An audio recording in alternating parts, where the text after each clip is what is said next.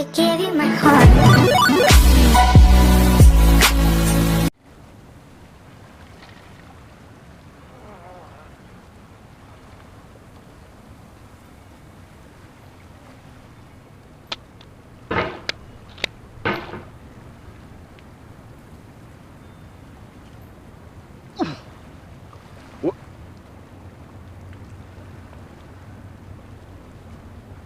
There's no feeling more intense than starting over. If you deleted your homework the day before it was due, as I have, or if you left your wallet at home and you have to go back after spending an hour in the commute. If you won some money at the casino and then put all your winnings on red but it came up black. If you got your best shirt dry cleaned before a wedding and then immediately dropped food on it. If you won an argument with a friend and then later discovered that they just returned to their original view. Starting over is harder than starting up. If you're not ready for that, like if you've already had a bad day, then what you're about to go through might be too much. Feel free to go away and come back. I'll be here. Alright, thanks for coming with me on this trip. I'll understand if you have to take a break at any point. Just find a safe place to stop and quit the game. And don't worry, I'll save your progress, always, even your mistakes. This game is a homage to a free game that came out in 2002, titled Sexy Hiking.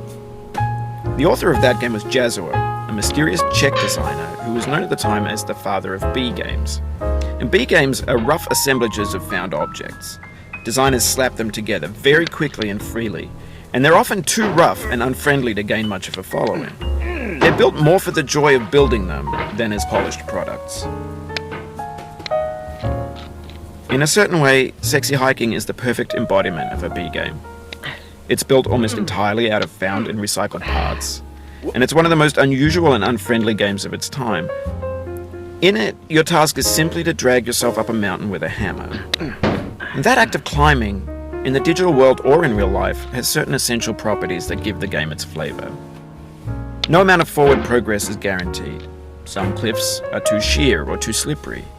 And the player is constantly, unremittingly in danger of falling and losing everything. Anyway, when you start Sexy Hiking, you're standing next to this dead tree that blocks the way to the entire rest of the game. It might take you an hour to get over that tree, and a lot of people never got past it. You prod and you poke at it, exploring the limits of your reach and your strength, trying to find a way up and over. And there's a sense of truth in that lack of compromise. Most obstacles in video game worlds are fake. You can be completely confident in your ability to get through them once you have the correct method or the correct equipment or just by spending enough time. In that sense, every pixelated obstacle in Sexy Hiking is real. The obstacles in Sexy Hiking are unyielding, and that makes the game uniquely frustrating. But I'm not sure Jazuo intended to make a frustrating game. The frustration is just essential to the act of climbing, and it's authentic to the process of building a game about climbing. A funny thing happened to me as I was building this mountain. I'd have an idea for a new obstacle, and I'd build it, test it, and it would usually turn out to be unreasonably hard. But I couldn't bring myself to make it easier. It already felt like my inability to get past the new obstacle was my fault as a player rather than as a builder. Imaginary mountains build themselves from our efforts to climb them, and it's our repeated attempts to reach the summit that turns those mountains into something real. When you're building a video game world, you're building with ideas, and that can be like working with quickset cement. You mold your ideas into a certain shape that can be played with, and in the process of playing with them, they begin to harden and set until they're immutable, like rock. And at that point, you can't change the world.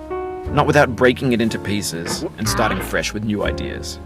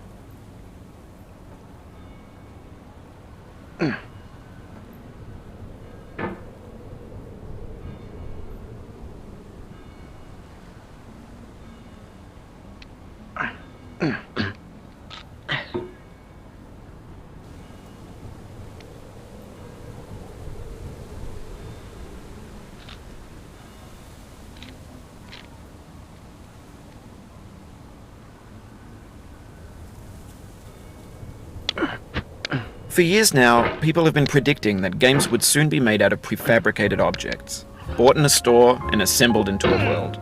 And for the most part, that hasn't happened, because the objects in the stores are trash. I don't mean they look bad or that they're badly made, although a lot of them are. I mean they're trash in the way that food becomes trash as soon as you put it in the sink.